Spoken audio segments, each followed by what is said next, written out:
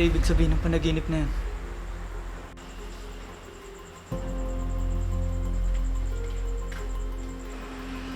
Brian?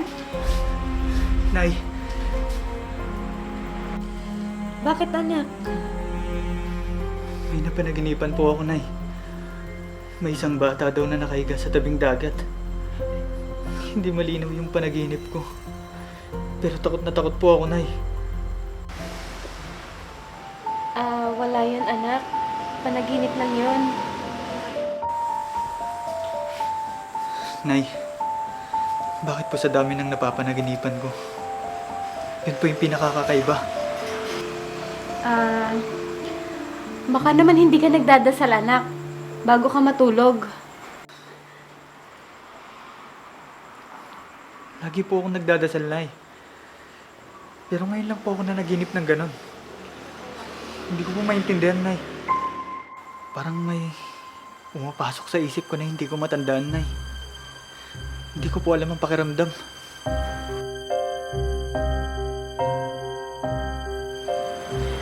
Hay nako anak. Panaginip lang yun. Halika na. Mag-almusal ka na. May pasok ka pa.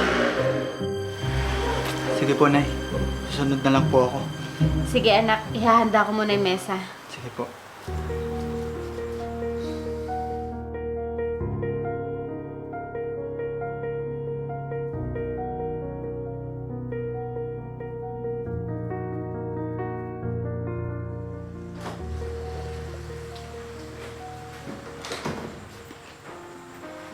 Nay? Nay. Papasok na po ako. Ganun ba? Mag-iingat ka ha? Siya nga pala. Ito na yung baon mo. Salamat po, Nay. Anak, pagpasensyahan mo na ha. Kung hindi ko nadagdagan yung baon mo. Mahina pa kasi yung kita ko ngayon sa labada. Nay, ayos na po ito. Pagkakasyahin ko na lang po. Basta, galingan mo anak ha. Para lahat ng pangarap mo matupad. Yun naman po yung ginagawa ko, Nay. Hayaan niyo po. Hindi ko po kayo bibiguin. Anak, gawin mo yan para sa mga sarili mong mga pangarap. Siyempre po, Nay. Kasama ko po kayo sa mga pangarap ko.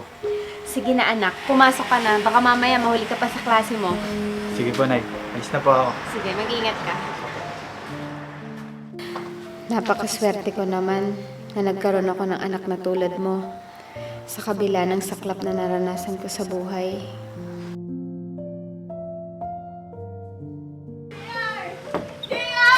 Ruby, bitawan mo ako! Wag mo akong iwan! Bitawan mo ako! Hindi na ako masaya sa relasyon natin! Kaya aalis na ako sa pamamahay na to! Bakit, JR? May iba ka na bang mahal, ha? Paano mo nagawa ito sa akin? Lahat naman ng bagay binigay ko sa'yo! Hindi ka nagkulang sa akin, Ruby. Pero hindi mo may bigay yung gusto ko! Ano pa bang gusto mo sa akin? Kulang pa ba, ha? Oo! Hindi mo may bigay sa akin ang matagal kong pinapangarap na magkaanak tayo! Kaya ka ba naghahanap ng iba? Dahil doon?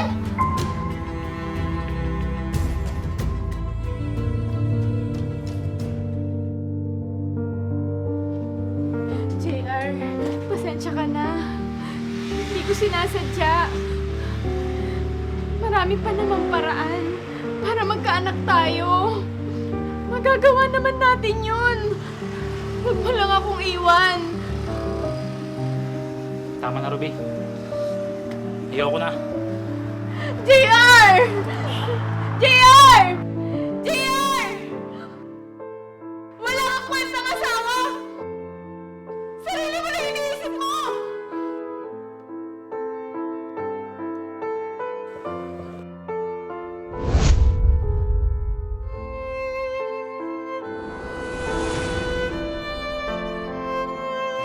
Kung wala siguro ang anak ko, hindi ko alam kung ano mangyayari sa buhay ko.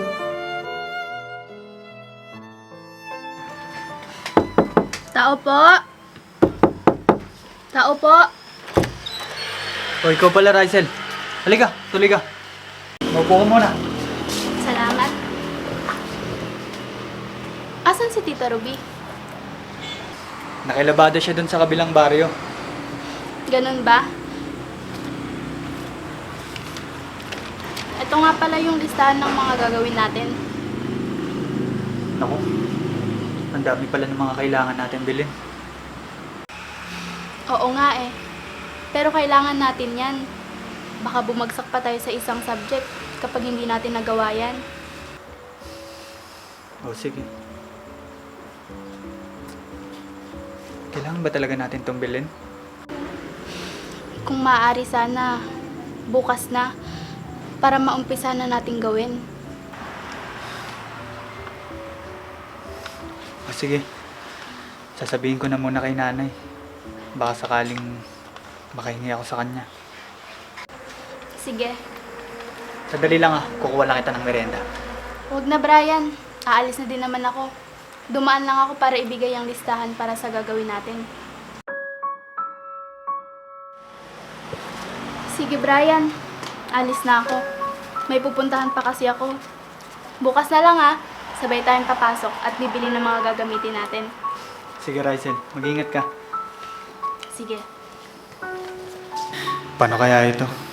May pera kaya si nanay para sa mga kailangan kong bilhin?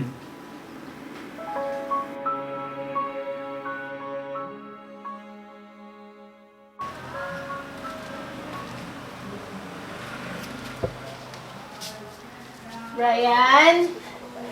Brian! Nanay, nandiyan na po pala kayo. Mana po? Kawaan ka ng Diyos.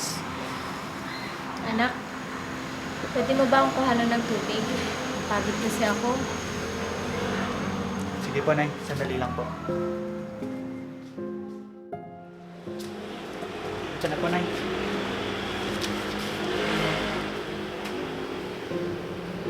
Salamat, anak. Nay. May sasabihin po sana ako sa inyo. Tungkol saan naman yan, anak? Tungkol po sa school project namin, Nay. Kailangan ko po kasi ng pera para sa mga pambili po ng mga gamit namin sa gagawin naming project. Paano na kaya ito? Hindi ko napaghandaan yung mga kailangan ni Brian. Nay, meron po ba kayong pera dyan? Kailan mo kailangan, anak? Bukas po sana, Nay. Kailangan na po kasi namin bumili bukas para masimulan na po namin. Sige, anak. Bibigyan kita. Pero bukas na lang sana kung pwede. Opo, Nay. Maraming salamat po. Huwag ka magpasalamat sa akin, anak. Ako ang dapat magpasalamat kasi nagsusumikap ka mag-aral. Nagsisikap po ako, Nay, para makapagtapos po ako ng pag-aaral. Para hindi na po kayo naghihirap sa paglalaban niyo. At ipapagawa ko po itong bahay natin. At bibili po ako ng sasakyan para po maipasyal ko kayo sa mga gusto niyong lugar. Ang ganda naman pala ng mga pangarap mo, anak. Sana matupad mo yan. Sigurado ako kasi mabait kang bata. Sige na po, Nay. Magpahinga na po kayo sa kwarto. Ako na pong bahala dito sa bahay. Ipagluluto ko po kayo ng masarap na pagkain. Sige, anak. Magpapahinga muna ako, ha? Apo.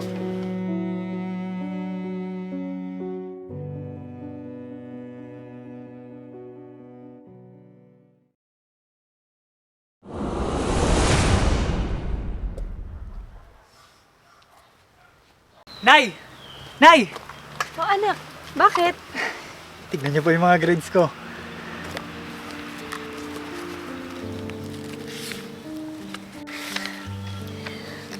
Ang tataas ng mga grades mo. At may award ka pa pala. Opo, Nay. Ang galing naman ng anak ko. Malapit ka na matapos, anak. At college ka na sa susunod. Kaya nga po, Nay. Nay, gusto ko pong mag-aral ng kolehiyo. Hayaan mo, anak. Pagsisikapan ko ang pag-aaral mo. Sayang naman ang talino mo kung hihinto ka lang. Kung nahihirapan po kayo, Nay, gusto ko po sanang mag-aral habang nagtatrabaho. Anak, baka naman mahirapan ka. Mahirap pagsabay ng pag-aaral at pagtatrabaho. Kakayanin ko po, Nay. Tsaka na nga natin isipin yun. Hayaan mo, gagawa ko ng paraan para sa pag-aaral mo. Napakaswerte ko po sa inyo, Nay. Dahil kayo po ang naging nanay ko. Kayo po ang inspirasyon ko sa lahat ng mga ginagawa ko. Ako rin, anak. Kaya napapawi lahat ng pagod ko. Dahil lahat ng sakripisyo ko, binibigyan mo ng halaga. Konting tiis na lang po, Nay. Ipaparanas ko po sa inyo lahat ng karangyaan sa buhay. May tiwala ako sa'yo, anak. Salamat po, Nay.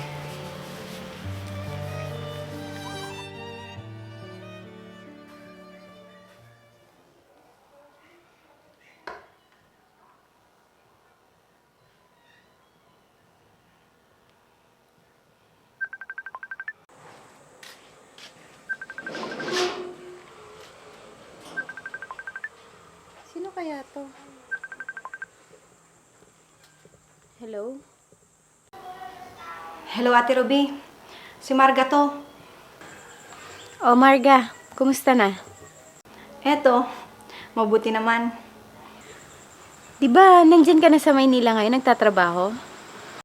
Oo, ate. Gusto mo bang magtrabaho dito? Naghahanap kasi yung amo ko ng kasambahay. Umalis na kasi yung dati kong kasama. Kasambahay? Oo, maganda nga yan. Kaso, hindi ko maiwan si Brian dito. Ate, ayaw mo yun? Mas malaki yung sahod mo dito para dyan sa paglalabada mo. Kung sa bagay, tama ka. Pero, kailangan ko muna magpaalam sa anak ko kung papayagan niya ako. Sige, ate. Balitaan mo na lang ako kung ano yung magiging desisyon mo. Sige, salamat. Nay. Sino po yung kausap nyo? Si Tita Marga mo. Ano pong sabi niya, Nay? Nagpapahanap daw yung amo niya ng kasambahay. At ako'y inaalok niya. Di po ba sa Maynila yun, Nay? Tsaka malayo po yun, Nay. Oo nga, anak. Ano pong balak nyo, Nay? Ang sabi ko, magpapaalam muna ako sa'yo at pag-iisipan ko pa. Anak, alam mo naman na kapos tayo sa pera at mahina na yung kita ko ngayon. Siguro, mas maganda na tanggapin ko na yung inaalok ni Marga.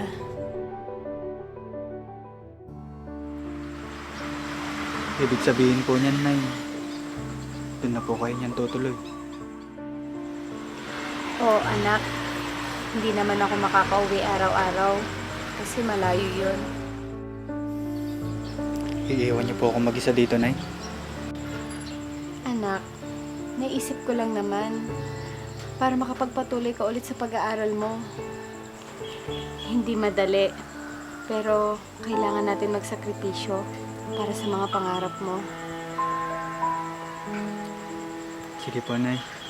Kung yan po ang nararapat nating gawin, payag na po ako. Maraming salamat, anak.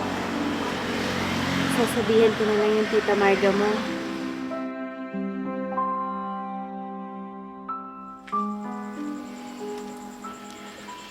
Huwag ka na malungkot, anak.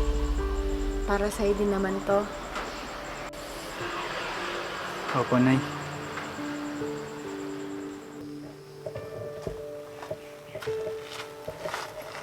Anak! Nay.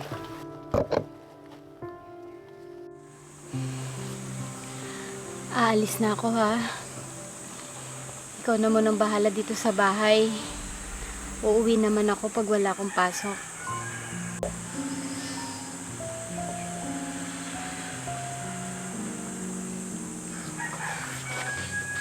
Nay.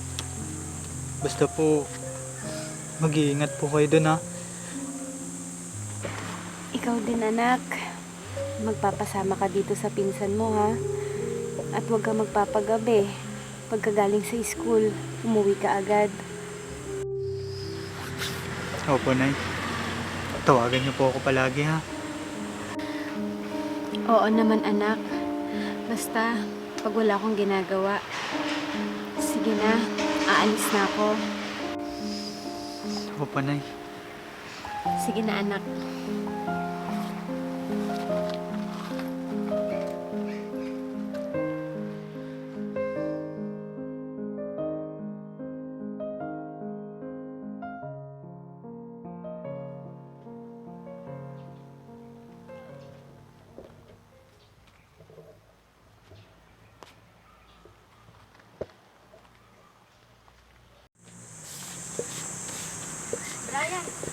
O, Ransel, ikaw pa na. Go, maupo ka. Bakit ka nga pala naparito? Di ba naghahanap ka ng part-time job? Oo. Bakit? Kasi may kakilala ko na naghahanap ng tauhan. Talaga? Saan naman yan? Sa hardware. Yung bagong bukas dun sa bayan. Hardware? Hindi ba mabigat yung trabaho doon? Oo. Pero alam ko namang kayang-kaya mo yun. Wala naman kasi mga fast food dito na pwede mong pasukan. Kasi nasa probinsya tayo.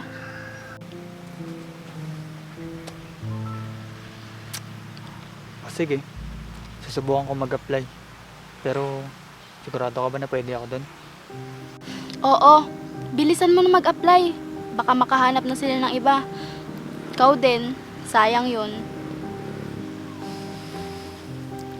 O sige. Bukas pupunta ako doon. Salamat, Raisel, ah. Kasi kahit wala si nanay, nandiyan ka palagi at nakaalalay sa akin. Sus, ang drama mo. Natural. Matalik mo akong kaibigan. Kaya andito lang ako para sa'yo. Wala bang merienda dyan? Wala eh. Hindi pa kasi nagpapadala si nanay. Kaya hindi pa ako nakakapag-grocery. Hindi, joke lang yun, no? O siya, sige. Alis na ako. Bukas, puntahan mo yun, ha? Oo na. Salamat ulit, ah. Mag-ingat ka. Sige.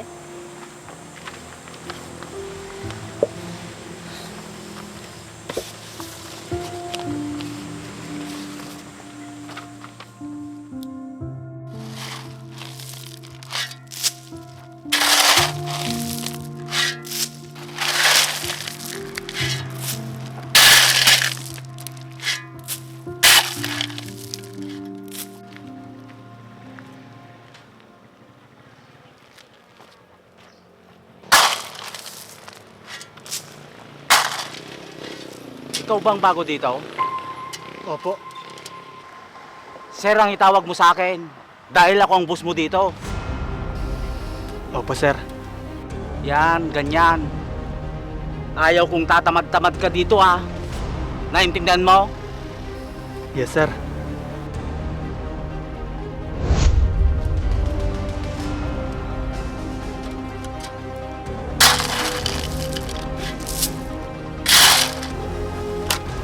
Hoy! Bantayan mo ang lalaking yun ha. Huwag siyang titigil hanggat hindi tapos ang trabaho niya. Maliwanag? Yes, sir. Akong bahala. Sige na.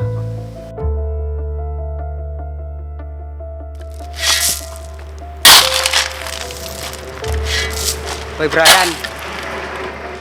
Bilisan mo nga ang trabaho mo. Marami pa tayong order na i-deliver.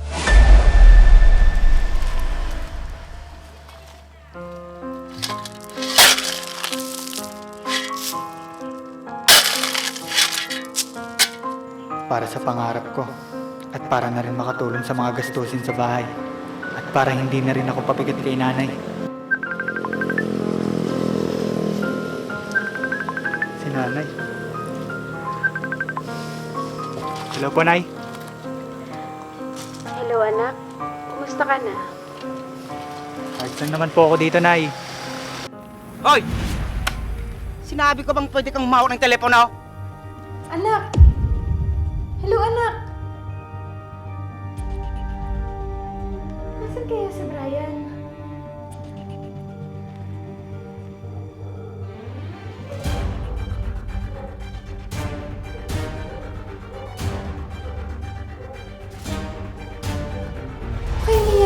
yan? Kuya, pasensya na po. Tumawag lang po kasi yung nanay ko kaya sinagot ko. Di mo ba alam? Bawal humawak ng cellphone sa oras ng trabaho. Hindi na po mauulit, kuya. Dapat lang! Ako yung malilintikan kay sir pag nagkataon. Sige na, tuloy mo na yung ginagawa mo.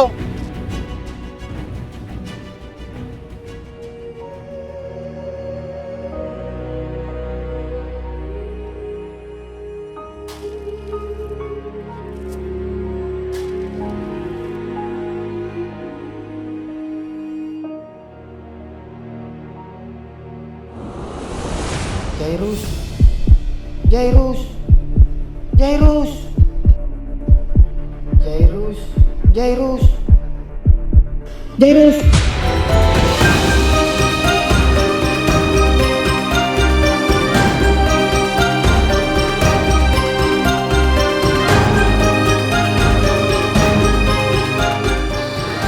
Sino yun?